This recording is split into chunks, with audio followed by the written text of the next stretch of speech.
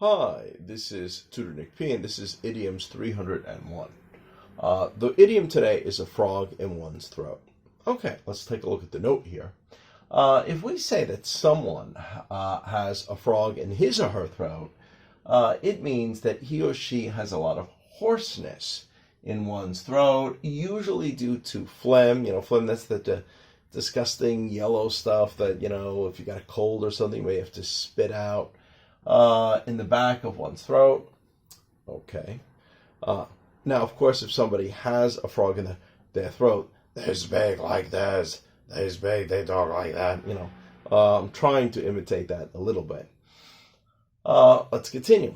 This phrase seemed to get popular around the end of the 1800s and comes directly from the idea that it sounds like one's voice is croaking like a frog. Yeah, so we always hear that a frog croaks. That's the sound that a frog makes. All right, let's continue. Some stories claim this phrase may have also come from the fact that during medieval times, some physicians thought that secretions from a frog, I don't know, what does that mean? Pee or something that comes out of a frog may help to cure a sore throat.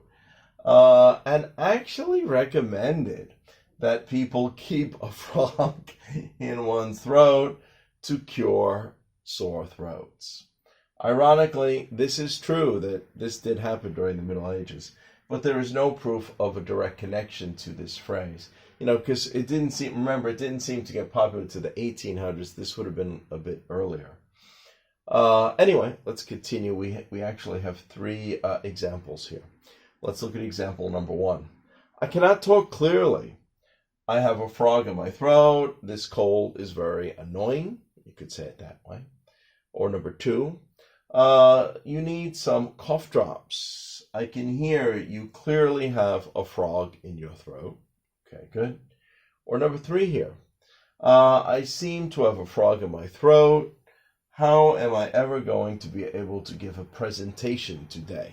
So maybe you're supposed to give a speech or a presentation. He's got a frog in his throat, and he knows that it's going to be too distracting during his presentation. Okay, anyway, I hope you got it. I hope it's clear. I hope you found it interesting. Thank you for your time. Bye-bye.